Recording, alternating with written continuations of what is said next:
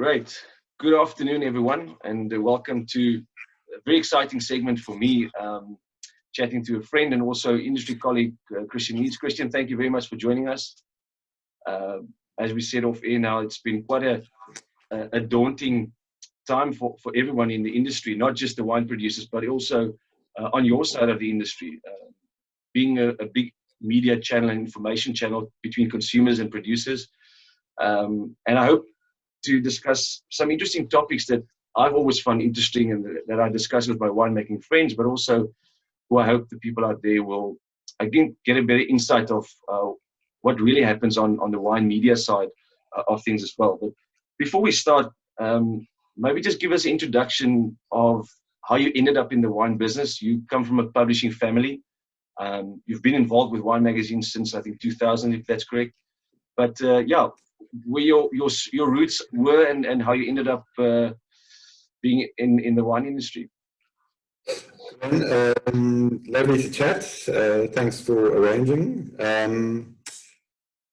Yeah, so very briefly, I studied philosophy at Stellenbosch, and which I thoroughly enjoyed. It was a great experience.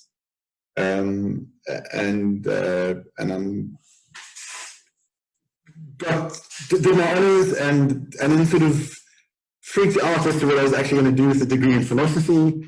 So I headed off to advertising. I'd always enjoyed media. I could write a bit, so I ended up being a copywriter for about 5 years.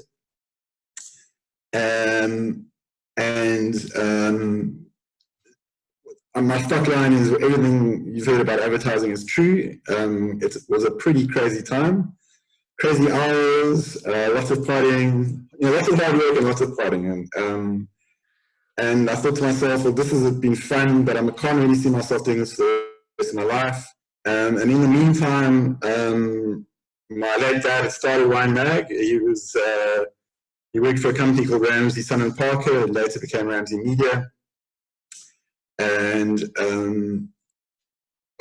he'd always said to me that it would be great fun if I came and worked with him. And so, I said to him, Dad, I'm getting out of advertising, I'm taking up on that job offer. And he said, well, hang on, it doesn't work quite as simply as you need to give me some time. And I actually started as web editor. That was in February 2000. I knew nothing about the internet, but nobody else knew anything about the internet either. So I kind of learned on the job,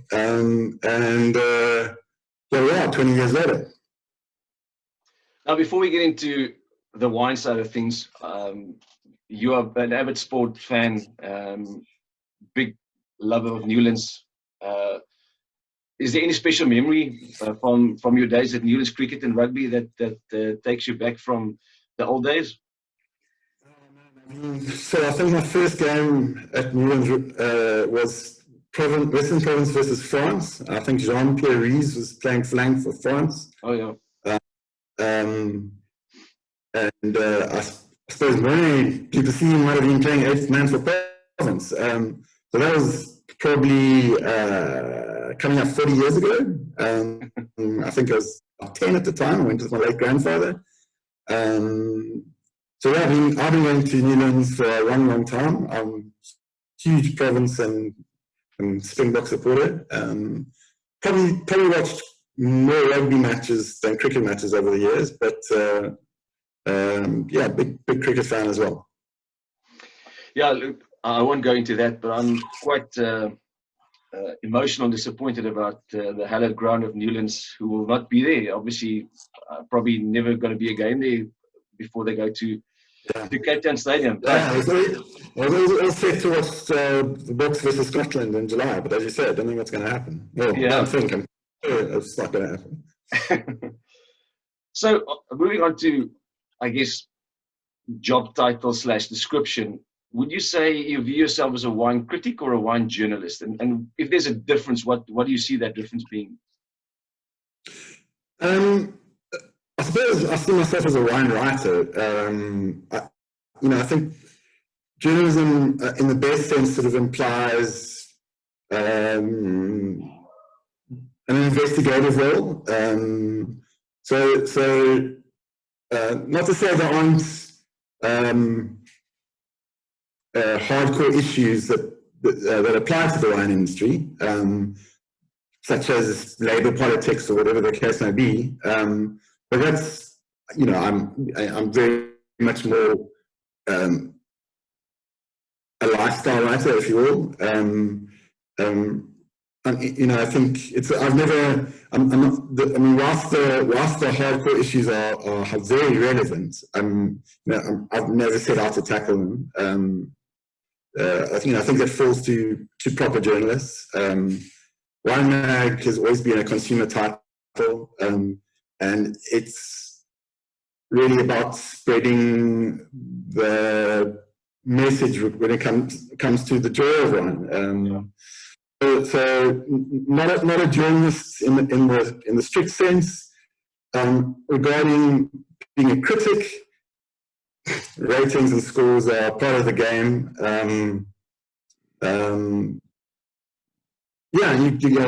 Once you've reached a certain point in your career, you're compelled to play that game. That actually, I guess, leads me into the next question, which would be, you've got 20 odd years experience on the wine side, and not just the journalism side, but also tasting a lot and being exposed over the years to so many local and international wines. Do you have did you study specifically, let's say WCT or back in the day, some wine courses to do that, or is it purely tasting with people who knows a lot, asking questions, listening to winemakers, and kind of build up your own knowledge through the years? So it's a good question. My late dad is super into wine. I grew up in a household where wine was very much part of life. And wine was an interest for me long before I thought about a career in covering wine. And in fact, I did quite a few Cape Wine Academy courses for just my own interest. Never thinking that I would end up working in the wine industry. But I have to say, studying wine, whether it's Cape Wine Academy, Reset, MW, I've learned far more from sitting with winemakers and fellow wine lovers than I ever have out of a textbook. And sort of being super academic about wine seems, it works for a lot of people, and I have the greatest respect for people who go all the way and gain their MW qualification. But it's never really appealed to me. I think we should all appreciate. For all wine's mystery and beauty, it is still just a bloody drink made out of grapes. For me, after a certain point, I felt I could learn far more sitting around a lunch table than I ever could from a textbook. Yeah. I remember early on in my career, Johnny Berger at Rietvalle used to tell me, don't worry too much about all the theory stuff. That's important, but you learn so much more by tasting with people who knows more than you, asking the questions that you want answered, and just experience from, and your palate will evolve with that. But obviously, that qualification is beautifully influential people in the industry as well. But I guess it comes to sorry. The thing about qualifications is they do open doors, as with anything, And I guess if you're starting out, having Reset or MW behind your name is, especially in a South African context, is going to help. Yeah. Were there any idols or people you really looked up to, maybe locally and internationally, during your career as you grew into it? Well, I have to mention Michael Fridgen, who was a great friend of my dad's, and he's been, I hope, consider him a friend of my own now. He's been super influential. But then, I mean, I think it's incredibly, the wine industry globally is incredibly gracious, incredibly kind. And, wherever you go, people are happy to open bottles and walk you through the vineyards and through the cellar. And I guess, as I say, that's where I've probably, over the years, learned as much as anything. It's like, spend time with winemakers. Yeah. We often talk about the influence certain critics would have, the Robert Parkers of the world, Mr. Suckling, Tim Atkin, etc. But what would you say to the statement of, and obviously including from your point in South Africa, yourself and Michael Fridgen, etc., that a critic can actually make or break a producer/brand in terms of obviously the ratings they get and what that opinion of the critic is? So, I think at one point Robert Parker was such a figure, but I think the world's moved on from that. It's much more democratic now, in the sense that anybody can have a blog or an Instagram account or a Twitter account, and if he or she does a good enough job, they're going to have a following, and I think that's great. The more of a dialogue, the better. That said, I don't think it's a free for all. Clearly some figures are more authoritative than others. Some figures wield more influence than others. And I think that's as it should be. I think that's how it is in any sphere of endeavor. I always say, the role of the wine critic is to point the consumer in the right direction. It's about navigating an overtraded market. When you find some time to watch a movie on Netflix, I don't want to rate I don't want to watch the movie that got 2 out of 10. I want to watch the movie that got 8 or 9 out of 10 because it's 2 hours of my life. And if somebody else thought it was good, I might think it's good as well. I think it's as simple as that. What was it, Leon van Nierop, or what's a local movie critic? There's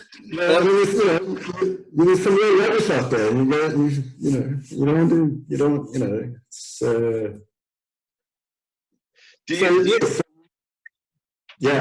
Do you think your palette over the years has grown, changed to what you might have liked 10 years ago to what you really see as stylistically and characteristically from wine differently now than you used to? Obviously, there's been so much involvement in wine making, but just in terms of how you crit wine now.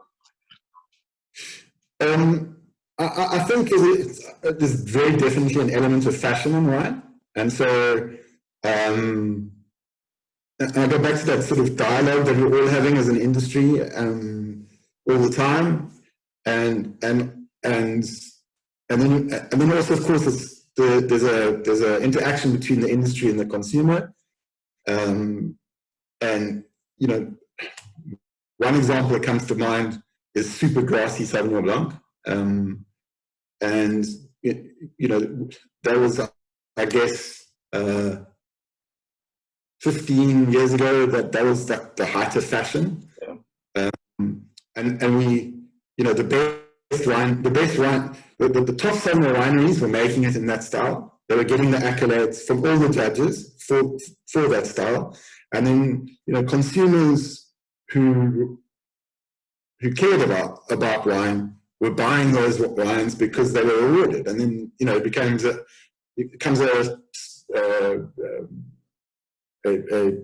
vicious circle, if you will.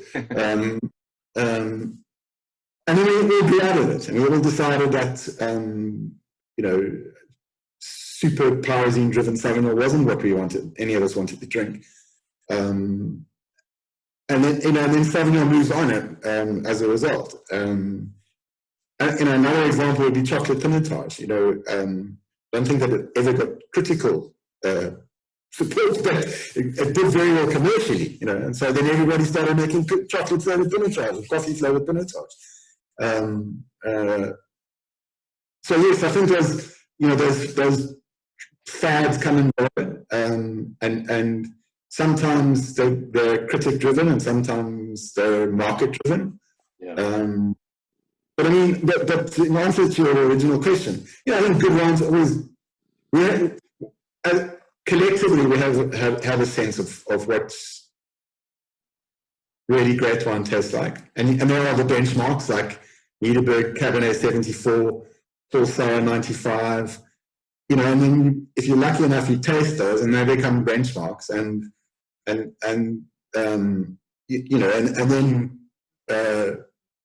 subsequent wines have to be measured against them.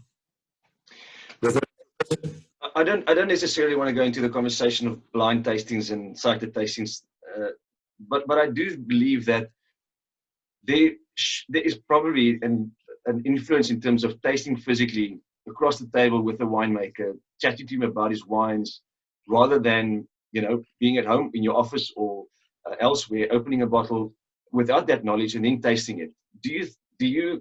Would you say there's a difference in terms of it might be a 95 wine, but when you taste it with the winemaker, and when you taste it alone, it could have been a 92 or 90 or even 93. Does that influence scoring when you meet with the winemaker and actually have that time with him? The blind versus sighted debate's always going to be with us, and I think they both have their merits. Blind. The strength of blind is that you're seeing the wine relative to its peers, and you have to look at its intrinsic qualities, i.e. fruit concentration, level of acidity, balance, length, and that's available to you. The strength of tasting sighted is that it's easier, obviously, to have a sense of where the wine sits in the total scheme of things, what the winemaker's intention is, and that's so that's not so. I don't think one's better than the other. They both serve a purpose. I would like to think that any halfway decent taster is not going to score wines radically different, blind or sighted. Obviously, easier said than done. I think sort of very often the wines that the most exciting wines are the ones that are stylistically on the edge. So something like whole bunch ferments, which is very in fashion at the moment. If you know this is a radical Swartland dude is doing 100% whole bunch ferments, and he's sitting there talking to him about it, you're obviously going to be listening to his agenda. Whereas if you do it in a blind lineup, you could on the day it might freak you out, and you go like, well, this is way too stalky. I can't. Hi. And you're probably not wrong. That's in either case, and yes, and which brings me to say, wine scoring isn't a perfect science, and I mean, anyone who thinks it is kidding themselves, I think consumers that sort of want to hold a critic to a score, it's not really fair. I mean, I always think to myself, it's a philosophical undertaking. People say wine shows are just beauty contests. Well, that's precisely what they are. There's a lineup of wines that that you encounter, and you've got to decide which one's the most striking, the most memorable. You know, and yeah, you're not. If I have the brakes on my car fixed, I want the mechanic to do a very accurate job, you know. But I don't think you can hold wine judges to the same kind of. You know, it's a different endeavor. You know, you know, it's a much more open-ended undertaking. You know, look, I believe that if you have a following that has come with you for a couple of years, people do align themselves with a wine journalist, critic, people who write about wine. Say, look, I actually like Christian Eedes' palate because most of the ones I like is what he liked or what he liked. I tried, and the same with maybe Tim Atkin or Jamie Good or Greg and those guys. And it kind of leads me to my following question, a light-hearted one, without getting too into detail. But do you think there's a bit of ego involved in this, in your line of work? You know, to be like, I'm regarded a little bit more than that guy or this guy, or do you believe there's obviously a lot of respect amongst you guys, following your friendly banter on social media as well? I mean, there's definitely ego, but I mean, I don't think any more than any other. I mean, I think there's ego in the rugby field. I think there's ego between orthopedic surgeons, you know, as to you know. I think there's ego. You know, some ego is only healthy. I do think that. I mean, the famous line about why are wine arguments so bitter and twisted is because there's so little at stake, you know. You know, and I think you know, sometimes we all use perspectives that actually, as I say, it's not. Why we all love wine is that it's you know, it's about good times, you know, good food, good company, and you know, you obviously want to be drinking better wine rather than worse wine, but you know, and there's a, you know, it's all the line that's often accredited to Jan Borland is that the singing and dancing lies in the second half of the bottle. Yeah. Christian, you taste a lot of wine. You obviously get approached by producers. You have your Winemag panels that you taste with. What would you say to the statement of, although you guys taste a lot of wine from a scoring point and rating point in panels and competition formats, would you say that not necessarily yourself, but a lot of people in your line of work are in touch with what's actually happening in the trade, selling wine to restaurants and, you know, retail? It's, I mean, to some extent, there is a divide, but I'm not sure that's an unhealthy thing. There are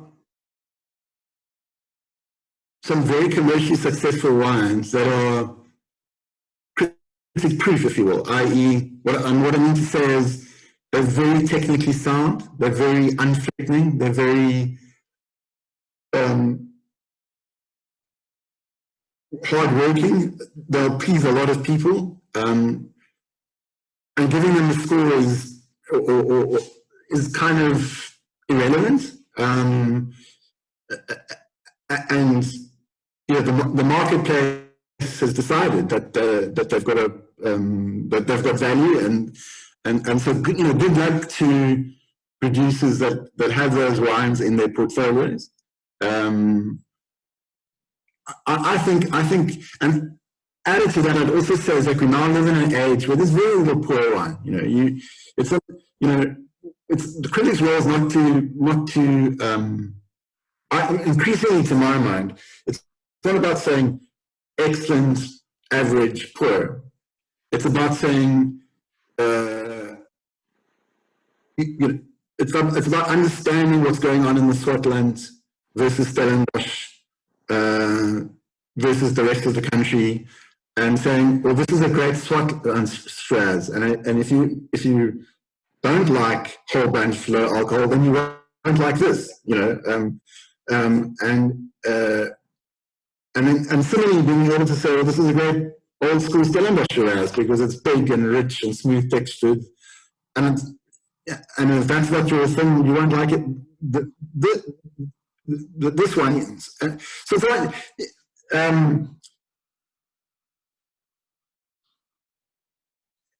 It's about bringing, as I said earlier, bringing the consumer and the producer closer together, and then yes, ultimately the marketplace will decide who's successful and who's not.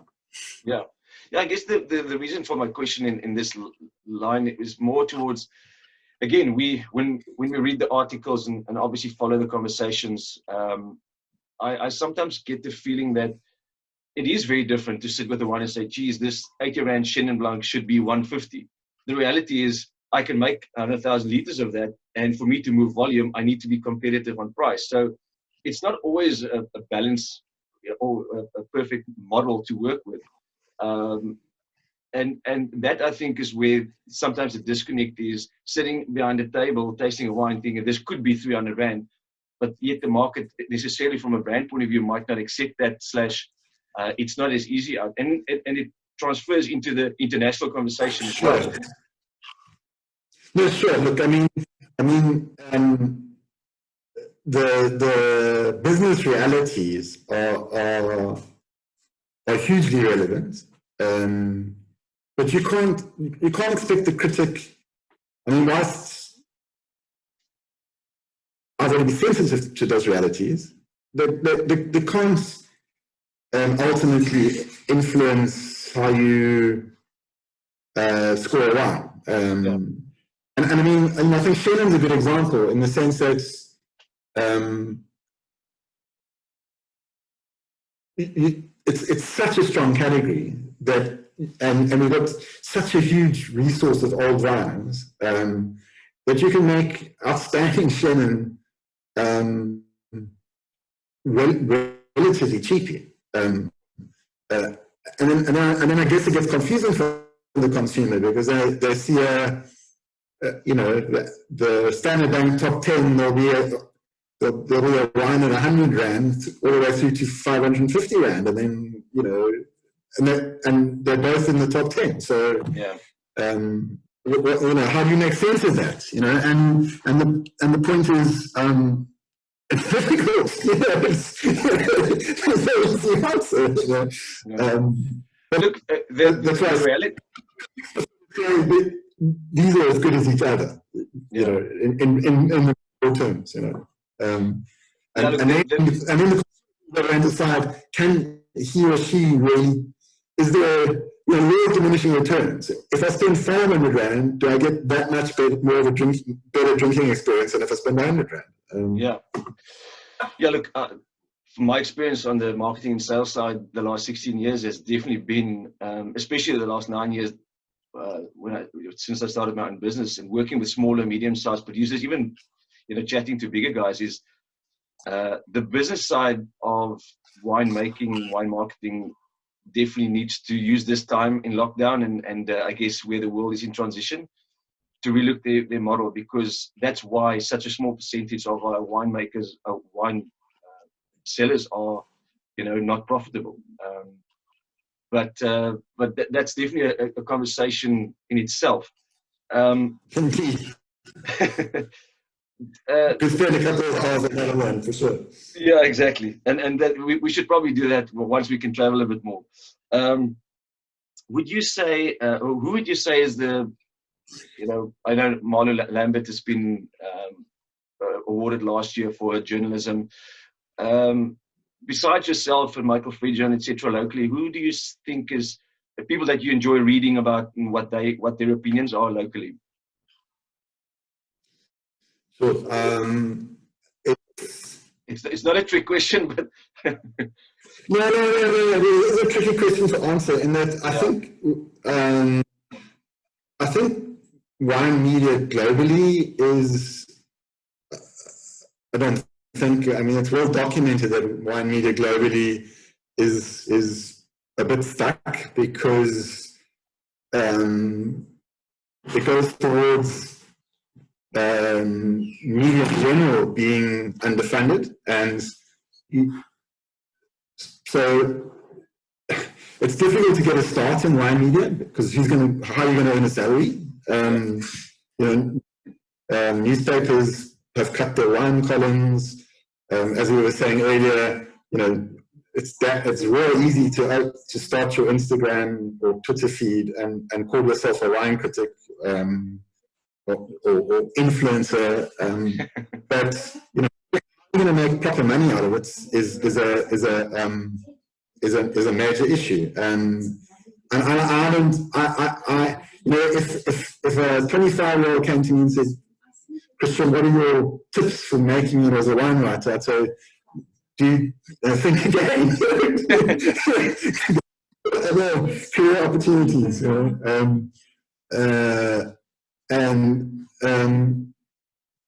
So to answer your question, I'm afraid to say I mean, with respect to Mary and good luck to her, she does seem to be our most promising candidate, but there aren't terribly many voices out there that I think are younger voices that are making a big impression. I hate to say, it doesn't give me any joy to make that observation.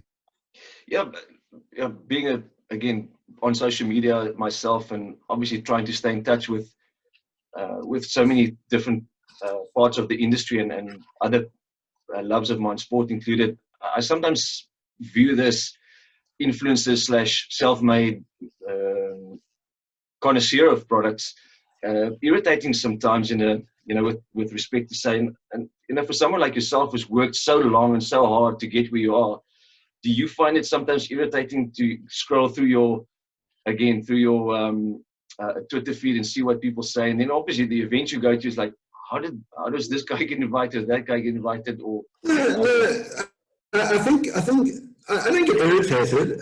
So I think what's wonderful about social media is that from day to day and week to week, you've got this sort of flood of information that's coming at you. That does, in a strange way, it is informative. It is enlightening and shapes your opinion on what's working and what's not working. So in a way, and I guess there was the democracy of it all that I was talking about earlier. And I guess what I really miss is really insightful, entertaining long reads, and that's not just when it comes to wine. It's it might be sport or politics or finance, but it's there if on a global, if you look globally, if you're prepared to go and sort of trail through all the stuff that's coming out of the UK and the US, there's very, very good wine writing, but you really have to dig for it. It's not going to, Yeah. I think wine. I don't find Decanter a compelling read. I don't find Wine Spectator a compelling read. Those are big international titles, and no disrespect to Decanter. I mean, I'm very lucky to get on a semi-regular gig with them, so I'm not going to miss my gig.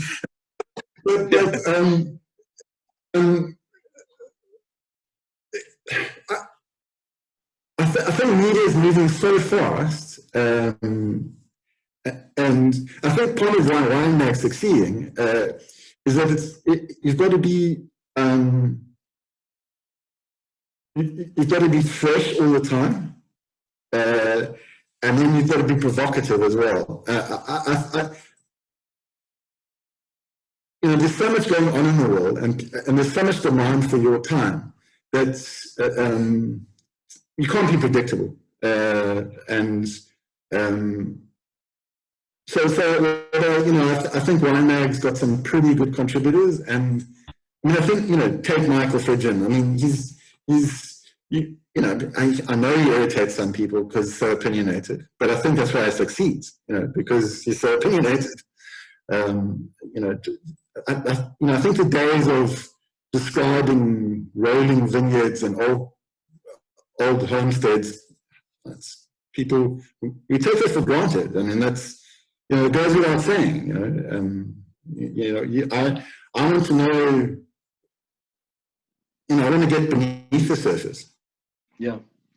I would love to chat to you before we finish off about Wine Magazine and where Winemag's going, etc. But before we get to that, I would like to hear your feedback on, through the years, I've built up a bit of a quote saying, the new world built brands, the old world built appellations.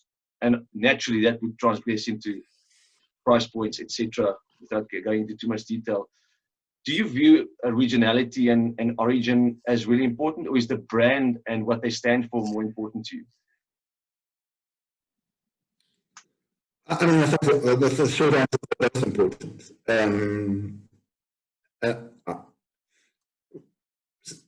Coming in from specifically a South African angle, you know, those of us who care about wine, rely on this for our salaries, our income. You know, regionality might be terribly important, and something that we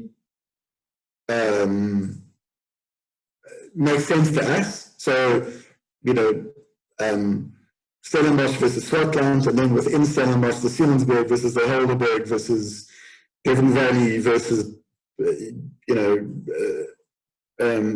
any other part of Stellenbosch, it starts becoming a big deal. But for most people, you know, it's way beyond their requirements or level of understanding, and then brands become really important. So you know, the fact that, I mean, Springfield Life from Stone comes to mind. You know, the fact that there's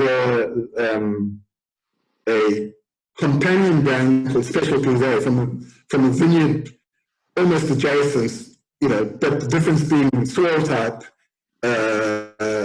I'm sure is lost on most drinkers of Life from Stone. The fact that it comes from Robertson, who cares? It's just delicious having a bronc, you know. Yeah. You know, so but for some people, it's going to be desperately important that these two wines from the same farm grown on different soil, you know, grapes grown on different soils. So what is your involvement? As I say,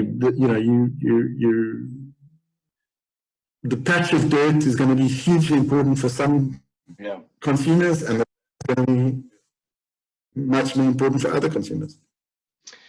So, Christian, for the last 20 years, Winemag has gone through quite a big transition, and a lot has happened recently, from print to digital, and then you guys were taken over by an American company.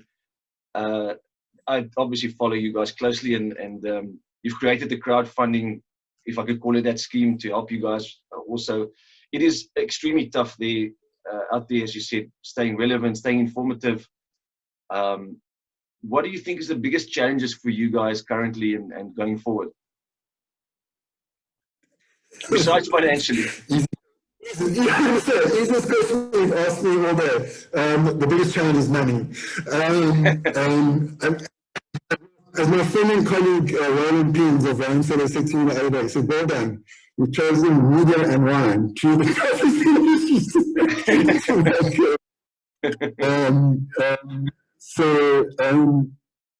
But the things that we've done right, quickly, we went digital in good time. You know, it's very saddening to see established media companies like Associated and Caxton going out of business thanks to coronavirus. equally, I think it's quite plain to see that the digital offerings weren't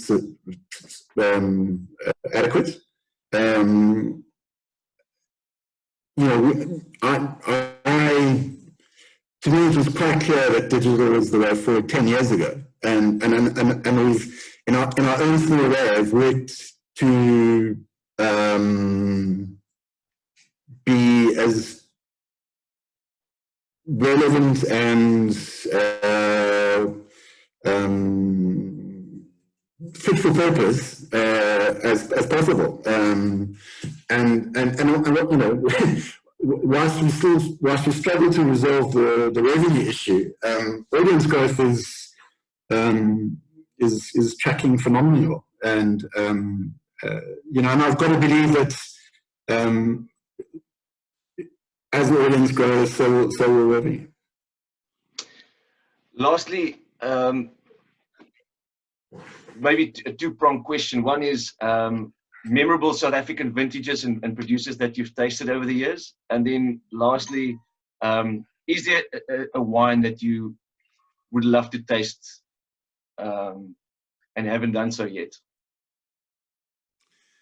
Okay, so memorable South African vintages.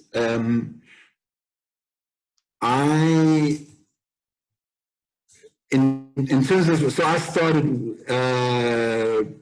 officially in 2000, and that was just when 97s and the 98s were coming to market, and 98 was really super hyped, and I could see what all the hype was about. It was a really big concentrated vintage. But I always thought 97s were pretty special. I thought they had an elegance about them.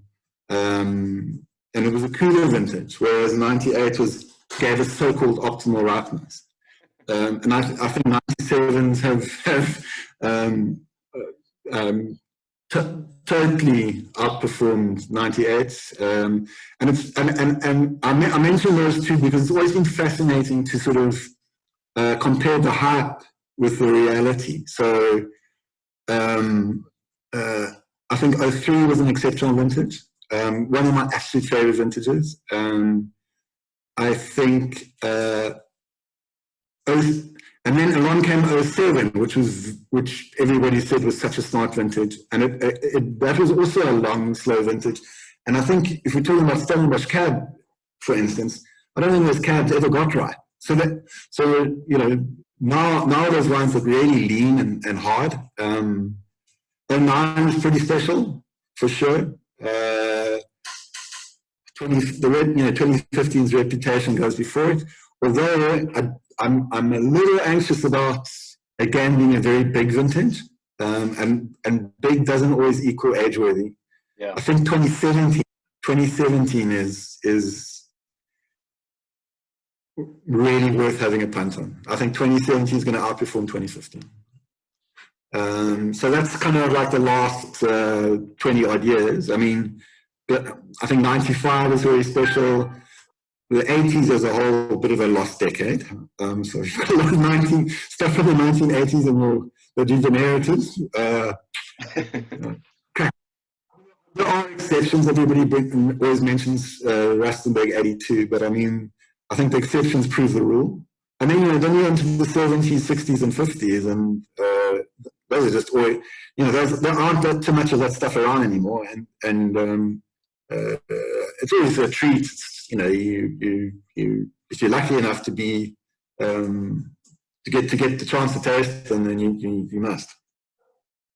And is there a specific producer or iconic wine internationally that you would still love to taste? So I mean, I've been lucky enough to taste quite a lot of the best of Europe. I mean, certainly not everything, but the Bordeaux, First Growth, Burgundy, Piedmont, Tuscany. The one wine that I've never tasted that I really would like to sort of have the experience of is Screaming Eagle. Oh yeah. Just to find out what the fuss is all about. And by all accounts, it's really good. You know, it's proper. It's not a. You know, some of these Napa Valley cabs can be completely over the top, but apparently Screaming Eagles is a good experience. Yeah. Christian, to you, Jax, and the team at Winemag, thank you very much for being a big flag bearer for South Africa, not just locally, but you know, internationally, from, you know, getting the message out there, for the support to our industry, always being open to, you know, meet with our smaller producers, big guys, doesn't matter. You're always keen to get involved. We really appreciate that, and we wish you the best of luck. We all hope that this pandemic will have a quicker turnaround time and then we can get back to normal, you know, lunches at Panama Jack's with some wine and a seafood platter. Indeed, that would be fun. Thank you very much, Christian. Have a great one. Cheers. Bye-bye. Cool. Ciao, ciao. Bye.